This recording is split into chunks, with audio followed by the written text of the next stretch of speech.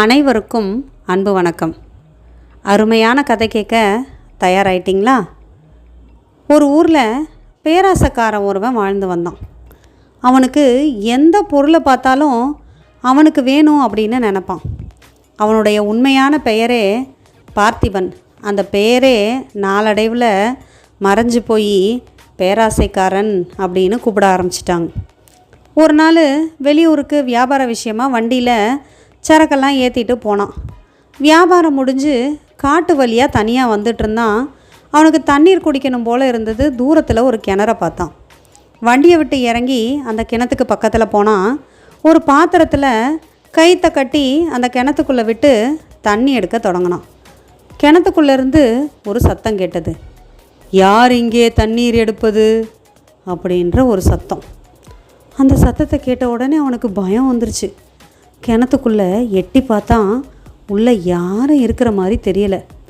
இவன் நடுங்கிற மாதிரி குரலில் பேசுகிறான். ஐயா, நான் ஒரு ஏழை, தண்ணீர் குடிப்பதற்காக இங்கே வந்தேன். நீங்கள் யார் அப்படின்னு கேட்டான்.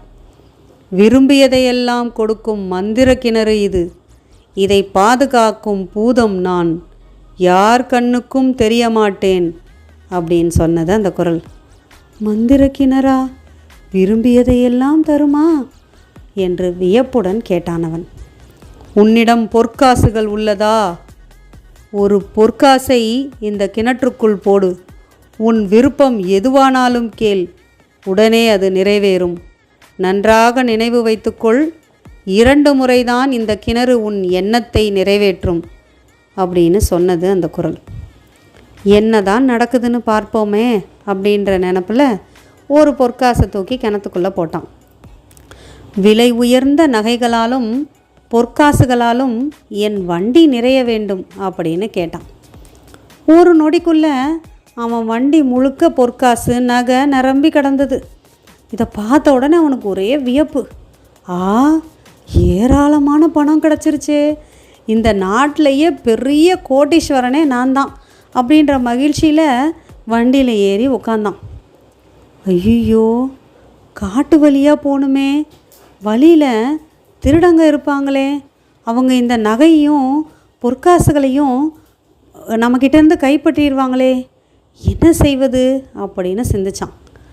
அவனுக்கு நல்ல ஒரு வழி தோணுச்சு. கிணத்துக்கு அருகில் தன்னிடம் இருந்த 2வது பொற்காசையும் அந்த கிணத்துக்குள்ளே போட்டான். உனக்கு என்ன வேண்டும் என்று உள்ளிருந்து குரல் கேட்டது. வண்டியில் இருக்கும் நகைகளும் பொற்காசுகளும் என் கண்களுக்கு மட்டுமே தெரிய வேண்டும், பிறர் கண்களுக்கு தெரியக்கூடாது அப்படின்னு கேட்டான். அப்படியே ஆகட்டும் என்று குரல் வந்தது. வண்டியை ஓட்டிக்கிட்டே புறப்பட்டான். எதிர்த்தாப்புல திருடங்கள் சிலர்லாம் வந்தாங்க. அவங்க கண்களுக்கு வண்டியில் இருந்த எந்த நகையும் பொற்காசும் தெரியல. அவனுக்கு தன்னோட அறிவு கூர்மையை நினச்சி ரொம்ப சந்தோஷம். மகிழ்ச்சியோடு தன்னோட வீட்டுக்கு போனான்.